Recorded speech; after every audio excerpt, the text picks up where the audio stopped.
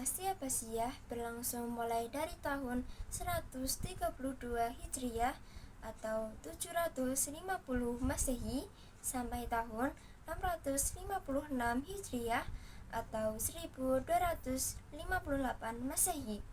Dinasti ini dipimpin dan didirikan oleh keturunan Abbas bin Abdul Muthalib, paman Rasulullah SAW, dengan Abu Abbas As-Saffah sebagai khalifah pertama. Oleh karena itu, disebut dengan dinasti Abbasiyah. Gerakan pemberontakan ini dipimpin oleh keturunan paman Nabi Muhammad SAW, yaitu Abbas bin Abdul Muthalib, Abdullah bin Abbas, Ali bin Abdullah, dan Muhammad bin Ali. Mereka berhasil membangun jaringan oposisi yang cukup luas dan mendapatkan dukungan dari berbagai pihak. Akhirnya, dalam pertempuran Karbala, dinasti Abbasiyah yang dipimpin oleh Qatabah berhasil meraih kemenangan dengan mengalahkan gubernur Umayyah, yaitu Yazid. Dinasti Abbasiyah berhasil menguasai Kufah. Pada tahun 794 Masehi, Abu Ayyub dari Bani Abbasiyah berhasil melancarkan usaha terakhirnya untuk menggulingkan pemerintahan dinasti Umayyah. Ia mengerahkan 120.000 pasukannya menuju Zabhulu atau Zab Besar, sehingga pertempuran ini disebut sebagai Perang Azab. Akhirnya, dinasti Umayyah benar-benar sudah dikalahkan. Damaskus pun jatuh ke tangan dinasti Abbasiyah. Kemudian, Abbas As-Saffah dibaiat sebagai khalifah di Masjid Kufah pada tahun 750 Masehi. Masa kekuasaan dinasti Abbasiyah berlangsung selama 5 abad, tepatnya 508 tahun. Selama pemerintahan ini berdiri, kekuasaan dibagi atas 5 periode. Pemerintah Daulah Abbasiyah mengalami 2 masa, yaitu masa intergasi dan masa disintegrasi. Terhadap 4 periode. Satu periode intergasi ditandai dengan besarnya pengaruh Persia 750 sampai 847 Masehi sejak khalifah pertama atau Abbas al-Saffah. 2 sampai 4 adalah periode disintegrasi ditandai dengan besarnya tekanan Turki 847 sampai 932 Masehi sampai akhir sebagai kemunduran Daulah Abbasiyah. 3 Bani Buwahi 944 sampai 1075 Masehi sejak Khalifah Al-Mustaqis. 944 sampai 1075 ditandai dengan tekanan Bani Buwahi terhadap pemerintah Daulah pada masa kemundurannya. 4 Turki Bani Salju 1242 sampai 1258 sejak Khalifah Al-Muqtadi. 1075 sampai 1084 Masehi sampai Khalifah Al-Mu'tasim.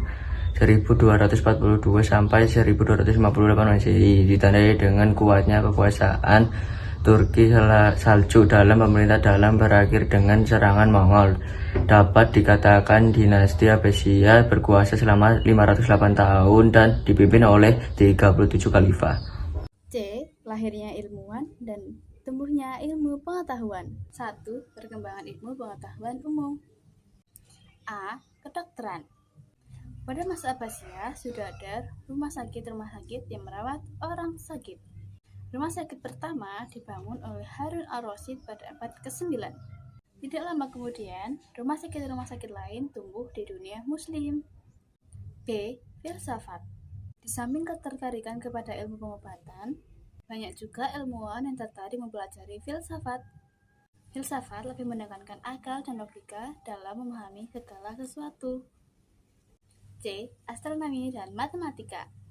Astronomi dan matematika berkembang cukup pesat pada masa keemasan Bani Abbasiyah. D. Ilmu pengetahuan umum lainnya. Selain filsafat, kedokteran, astronomi, dan matematika, masih banyak ilmu pengetahuan lain yang berkembang di masa keemasan Bani Abbasiyah, seperti kimia, geografi, sejarah, dan lain sebagainya. 2. Perkembangan ilmu pengetahuan agama. A. Ilmu kalam. Ilmu kalam mempelajari soal Tuhan dan segala aspeknya. Ilmu kalam sudah berkembang sebelum masa dinasti Abbasiyah. Masa Abbasiyah muncul aliran ilmu kalam yang tersebar luas pada dunia Islam sampai sekarang, yakni Asy'ariyah dan Maturidiyah. B. Ilmu fikih. Ilmu fikih adalah ilmu yang mengkaji syariat-syariat Islam dari segi-segi formal peribadatan dan dalam berinteraksi sosial. Ilmu fikih termasuk ilmu yang paling kuat mendominasi cara beragama seorang muslim. Pada dinasti Abbasiyah dikenal 4 ilmuwan yang disebut sebagai imam mazhab. C. Ilmu hadis. Pada masa Abbasiyah ada beberapa ilmu hadis yang mengumpulkan hadis-hadis Nabi SAW itu dalam bentuk kitab ataupun buku. Ada 6 kitab hadis yang berhasil dibukukan oleh para ilmuwan hadis pada masa itu. 6 kitab hadis ini disebut dengan Al-Kutub Al-Sittah. Salah satunya bernama Kitab Sahih Al-Bukhari. Penyusunnya adalah Imam Al-Bukhari pada 810 sampai 870 Masehi. D. Ilmu tasawuf. Ilmu tasawuf adalah ilmu yang membidangi segi-segi penghayatan dan pengamalan keagamaan yang lebih bersifat pribadi. Ilmu tasawuf berhubungan dengan hal-hal yang bersifat batiniyah. Ilmu tasawuf mendorong orang-orang yang mendalaminya agar memiliki akhlak yang mulia. E. Ilmu tafsir. Ilmu tafsir adalah ilmu yang dikembangkan untuk memahami isi kandungan Al-Quran.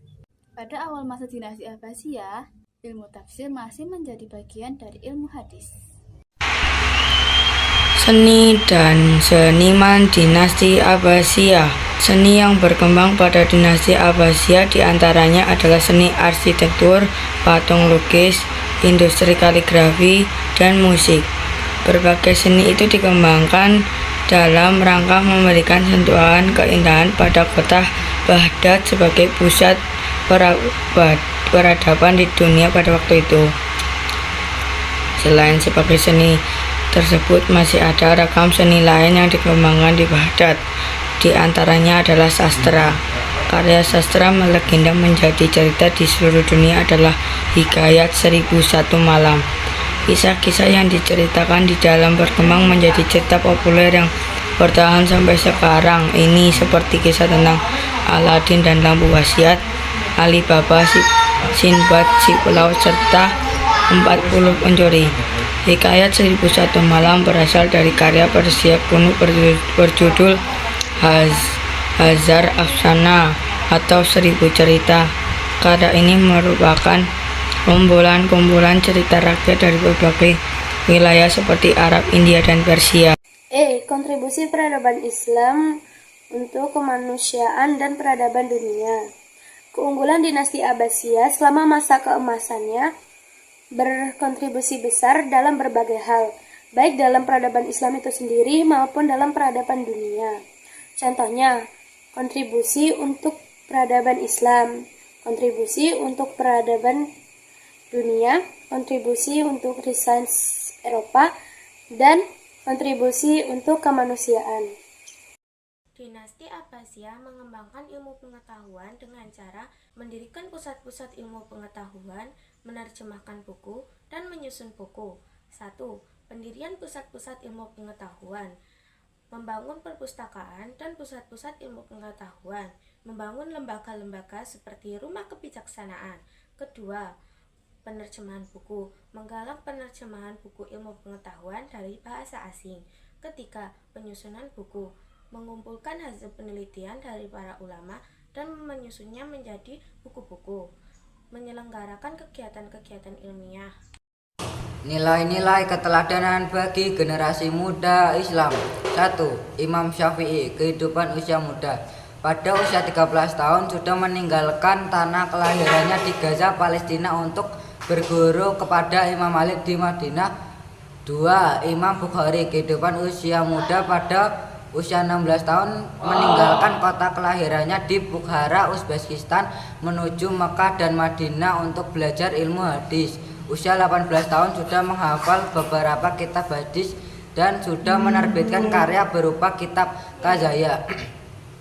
3. Imam Muslim, kehidupan usia muda. Sejak usia 12 tahun sudah menjelajah ke berbagai negara dalam rangka belajar hadis. 4. Al-Biruni, kehidupan usia muda. Usia 17 tahun sudah melakukan penelitian tentang garis lintang pada ilmu astronomi. 5. Ibnu Sina, usia 10 tahun sudah hafal Al-Quran. Imam Ghazali, kehidupan usia muda. Pada usia belasan tahun sudah berguru kepada ulama ternama pada saat itu. Nilai-nilai keteladanan yang bisa diambil dari pengalaman para ilmuwan ini adalah: 1. Orang yang mampu memberikan manfaat kepada orang lain dengan ilmunya adalah orang-orang yang sejak mudanya berjuang untuk meraih cita-citanya. 2. Keberhasilan bisa diraih dengan kesungguhan dan kerja keras. 3. Kesuksesan dari depan dapat diraih dengan ilmu pengetahuan.